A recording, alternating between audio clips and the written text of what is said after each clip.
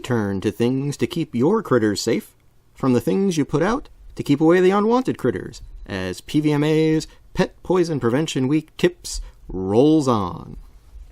You know, as the weather is starting to get a little bit warmer out there and spring is starting to sprout up all over the place, another thing that's starting to sprout up all over the place are those wonderful little ants and other creepy crawlies and critters that we usually do not want in our houses. We consider them household pests. And a lot of people will start putting out these various ant traps, roach traps, sometimes mouse and rat baits, things like that, to kind of keep their homes or their gardens or barns,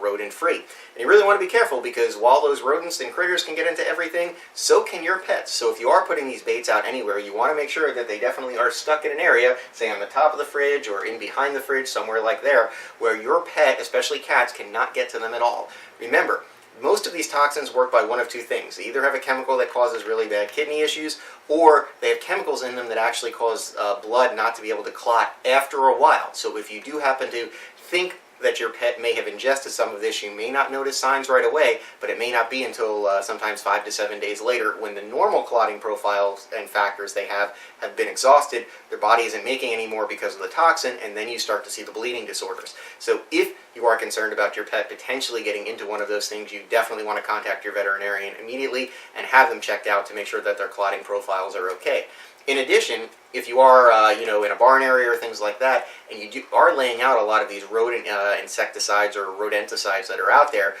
make sure that if you do find dead rodents, you dispose of them properly, because it still is possible for a dog or a cat to eat one of those rodents and actually get poisoned by the same material through what we call poisoning of second intention. You don't want that to happen either. So again,